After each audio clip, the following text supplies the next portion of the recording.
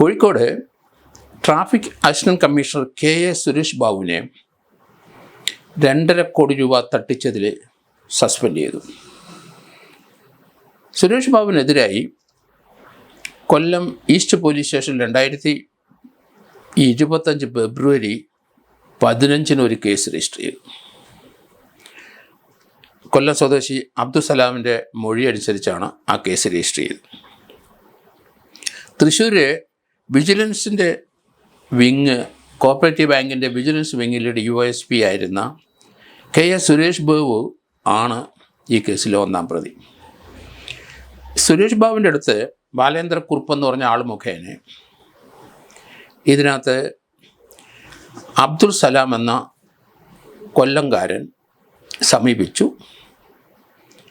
തൻ്റെ 52 കോടി രൂപയുടെ വസ്തു അറ്റാച്ച് ചെയ്യാനായിട്ടാണ് കോപ്പറേറ്റീവ് ബാങ്ക് തൃശ്ശൂർ നടപടി തുടങ്ങിയിരിക്കുന്നത്.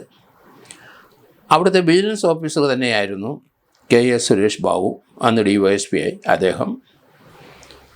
ഈ കേസിനകത്ത് അദ്ദേഹം ചില കാര്യങ്ങൾ ചെയ്തു കൊടുക്കാം, അത് ഒരു റെഡ്യൂസ്ഡ് റേറ്റിലേക്ക് ആ തുക കൊണ്ടുവരാം, അപ്പോൾ തങ്ങൾക്ക് അടയ്ക്കാം, പണം അടച്ച് അതിൽ നിന്ന് രക്ഷപ്പെടുത്തി തരാം എന്ന് പറഞ്ഞ് 1-2 വർഷം മുമ്പ് ആ ചർച്ചകൾ മുന്നോട്ട് പോയി.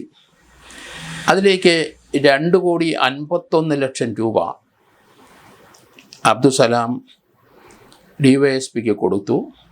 DYSP പറഞ്ഞ ആ പണം തൻ്റെ ഭാര്യ VP നുസ്രത്തിൻ്റെ പേരിൽ ഇട്ടാൽ മതി. 2,51,00,000 രൂപ ഭാര്യയുടെ അക്കൗണ്ടിലേക്ക് പോയി. ഇതിൻ്റെ ഇടനിലക്കാരൻ 3-ാം പ്രതി ബാലേന്ദ്രക്കുറുപ്പ് മുഖേനയാണ്. 6 മാസം കഴിഞ്ഞിട്ടൊന്നും നടന്നില്ല. കാലം വീണ്ടും വർഷങ്ങളോളം കഴിഞ്ഞു. ഇപ്പോൾ പണം കിട്ടാനുള്ള മാർഗമില്ല. ജപ്തി നടപടിയായിട്ട് ബാങ്ക് മുന്നോട്ടും പോയി. അബ്ദുസലാം ആകെ വിഷമത്തിലായി. കൊല്ലം ഈസ്റ്റ് പോലീസ് സ്റ്റേഷനിൽ പരാതി കൊടുത്തു. പോലീസ് ഓഫീസറാണ്, 2.5 കോടി രൂപയോളം തട്ടിച്ചതാണ്. പരാതി സ്വീകരിക്കാതിരിക്കാൻ കൊല്ലം ഈസ്റ്റ് പോലീസിന് കഴിഞ്ഞില്ല. അവർ ഫെബ്രുവരി 15-ാം തീയതി FIR രജിസ്റ്റർ ചെയ്തു. ക്രിമിനൽ ബ്രീച്ച് ഓഫ് ട്രസ്റ്റ് അതിനകത്ത് ഉണ്ട്. 316(2) പ്രകാരം BNS കുറ്റകരമാണ്. അതുപോലെ തന്നെ ഒരു ചീറ്റിംഗ് അതിൻ്റെ അകത്തുണ്ട്, പറ്റിച്ചു. അതിൽ 318(4) അനുസരിച്ച് BNS പ്രകാരം കുറ്റകരമാണ്. ഇവർക്ക് 3 പേർക്കും പൈസ അടിച്ചു മാറ്റണമെന്നൊരു വഞ്ചന, അതിൽ കോമൺ ഇൻറ്റൻഷൻ ഉണ്ടായിരുന്നു. അങ്ങനെയാണ് 2,51,00,000 രൂപ തട്ടിയെടുത്തത്. എന്തായാലും പരാതി കൊടുത്തതിന് പുറമെ പോലീസിന് അതിനകത്ത് ഹെൽപ്പ് ചെയ്യാൻ പറ്റാതെ വന്നു. ഒന്നെങ്കിൽ പണം കൊടുത്താൽ പ്രശ്നം തീരും, അതിൻ്റെ പലിശയും കൊടുക്കേണ്ടി വരും. ബന്ധപ്പെട്ട് കഴിഞ്ഞപ്പോൾ പല ന്യായങ്ങളും പറഞ്ഞൊഴിഞ്ഞു. DYSPയും ബാലേന്ദ്രക്കുറുപ്പും ഭാര്യയൊക്കെ. ഏതായാലും കൊല്ലം ഈസ്റ്റ് പോലീസ് കേസ് രജിസ്റ്റർ ചെയ്തു. അതിനെ സംബന്ധിക്കുന്ന റിപ്പോർട്ട് കൊല്ലം SP DGPക്ക് കൊടുത്തു. ആ വിജിലൻസ് DYSP കോപ്പറേറ്റീവ് ബാങ്കിൽ നിന്ന് അദ്ദേഹത്തിനെ ട്രാൻസ്ഫർ ചെയ്ത് അദ്ദേഹം കോഴിക്കോട് ട്രാഫിക് നോർത്തിൻ്റെ അസിസ്റ്റന്റ് കമ്മീഷണറായിട്ട് ഇപ്പോൾ ജോലി ചെയ്യുകയാണ്. അദ്ദേഹത്തിനെതിരായിട്ടുള്ള റിപ്പോർട്ട് DGP ഇപ്പം ഗവൺമെൻറ്റിലേക്ക് അയച്ചു. ഹോം സെക്രട്ടറി ഇപ്പം അസിസ്റ്റന്റ് കമ്മീഷണർ സുരേഷ് ബാബുവിനെ സസ്പെൻഡ് ചെയ്തിരിക്കുകയാണ്.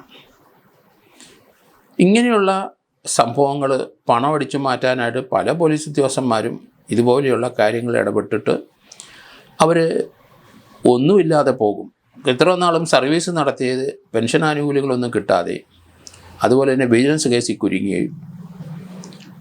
അത് പല പോലീസ് ഉദ്യോഗസ്ഥർക്ക് അത് എന്തുകൊണ്ട് മനസ്സിലാക്കുന്നില്ല. അങ്ങനെ കുറ്റം ചെയ്യുന്നവരെയൊക്കെ പിടിക്കാനുള്ള ജോലിയാണ് അവർക്ക്. അതിന് കേസെടുക്കുക, അവരെ കോടതി കേസ് നടത്തുക, അവരെ ശിക്ഷിപ്പിക്കുക, ഇതൊക്കെയാണ് അവരുടെ പ്രാഥമിക ജോലി. അതേ രീതിയിലുള്ള കുറ്റങ്ങൾ ഈ DYSPമാർ ചെയ്യുന്നത് എന്തിനാണെന്ന് മനസ്സിലാവുന്നില്ല.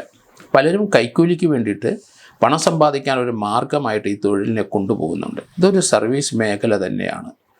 നിങ്ങൾക്ക് ആവശ്യമുള്ള നിങ്ങളുടെ റാങ്ക് അനുസരിച്ചുള്ള ശമ്പളം ലഭിക്കുന്നുണ്ട്, ആവശ്യത്തിലുള്ള TA DA എല്ലാം തരുന്നുണ്ട്. അതിനകത്ത് ഒതുങ്ങിയുള്ളൊരു ജീവിതം കെട്ടിപ്പൊക്കണം, എങ്കിൽ മാത്രമേ പോലീസിൽ പിടിച്ചു നിൽക്കാൻ കഴിയുള്ളൂ. ഇപ്പം തന്നെ ഇത്രയും സീനിയറായ ഒരു ഓഫീസർ 2,51,00,000 രൂപ കൈക്കലാക്കിയെന്ന് പറഞ്ഞപ്പോൾ നമ്മളെപ്പോലുള്ളവർ ഞെട്ടിത്തിരിച്ചു. നമ്മൾ ഇതുവരെ 1 കോടി രൂപ ഒന്നിച്ച് കണ്ടിട്ടില്ല, 50 ലക്ഷവും കണ്ടിട്ടില്ല. അങ്ങനെയുള്ളൊരു ജീവിത രീതി കെട്ടിപ്പടുത്തെങ്കിലേ പറ്റുള്ളൂ. കാരണം ഉള്ള ശമ്പളത്തിലും വരുമാനത്തിനകത്ത് ഒതുങ്ങി നിന്നുകൊണ്ട് ഭാര്യയും മക്കളെയും തൻ്റെ പരിധിയിൽ അവർക്കൂടെ അത് മനസ്സിലാക്കി അങ്ങനെ ഒരു ജീവിതക്രമം മുന്നോട്ട് കൊണ്ടുപോയെങ്കിൽ മാത്രമേ നമുക്ക് സമൂഹത്തിൽ ഇതുപോലെ ഉള്ള അപ്രിയകരമായ വാർത്തകൾ ഉണ്ടാക്കാതെ വ്യക്തികൾ തീർച്ചയായിട്ടും സസ്പെൻഷനിലോട്ട് പോയി പിന്നെ സർവീസിൽ നിന്ന് റിമൂവിലോട്ടും പോകും. ഇദ്ദേഹത്തിൻ്റെ സുഹൃത്ത് ഞാൻ പഠിപ്പിച്ച ഒരു ഹരികൃഷ്ണൻ എന്നൊരു DYSP റിട്ടയർ ചെയ്ത ശേഷം അദ്ദേഹം ആത്മഹത്യ ചെയ്തു. ട്രെയിനിൻ്റെ മുമ്പിൽ അദ്ദേഹം കാർ ഓടിച്ച് അവിടെ വന്ന് റെയിൽവേ ട്രാക്കിൻ്റെ അടുത്ത് കാർ നിർത്തി ട്രെയിനിൻ്റെ മുമ്പിൽ ചാടി ആത്മഹത്യ ചെയ്തു. അദ്ദേഹം അമാസ്ഡ് വെൽത്ത് 3-4 സ്ഥലങ്ങളിൽ ഫ്ലാറ്റുകളും കെട്ടിടങ്ങളും ഉണ്ടാക്കിയിട്ടുണ്ടായിരുന്നു. അദ്ദേഹം ആ കേസിൽ അദ്ദേഹത്തിനെതിരായി വിജിലൻസ് കേസ് രജിസ്റ്റർ ചെയ്തു. അമാസ്ഡ് വെൽത്ത് ഇങ്ങനെ ഉണ്ടാക്കിയിട്ടുണ്ടെങ്കിൽ അത് അക്കൗണ്ട് ചെയ്യാൻ കഴിയില്ലെങ്കിൽ തീർച്ചയായിട്ടും വിജിലൻസ് കേസുകളുണ്ടാവും, ശിക്ഷിക്കപ്പെടും. അതിൽ നിന്നൊരു മോചനം കിട്ടാൻ വലിയ പാടാണ്. സർവീസിൽ ഇത്ര നാൾ സേവിച്ചതിന് പെൻഷൻ കിട്ടാനും ബുദ്ധിമുട്ടാണ്.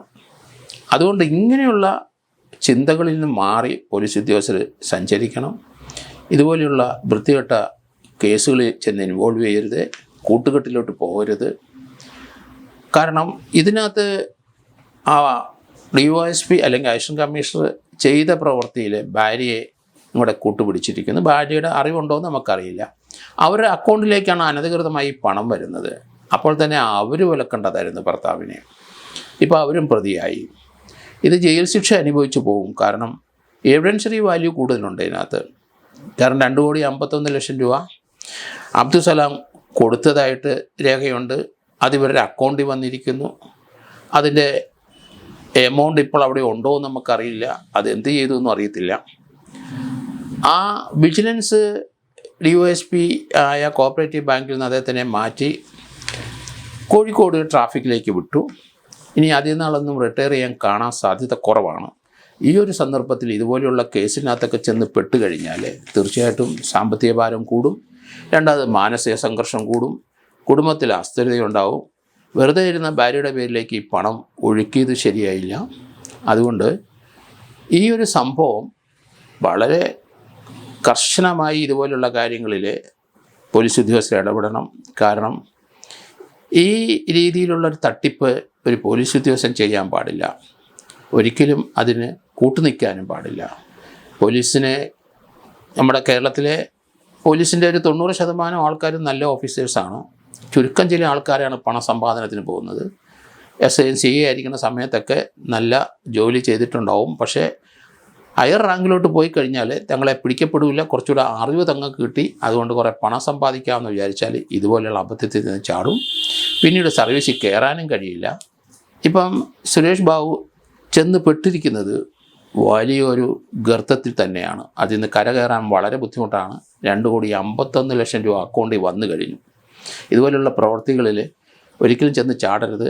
അവരവർക്ക് ലഭിക്കുന്ന സർക്കാരിൻ്റെ ആ ശമ്പളത്തിൽ നിന്നും ആ വരുമാനത്തിനുള്ളിൽ നിന്നുകൊണ്ട് ഒരു ജീവിതം കെട്ടിപ്പടുക്കാൻ പോലീസ് ഉദ്യോഗസ്ഥർ തയ്യാറാകണം.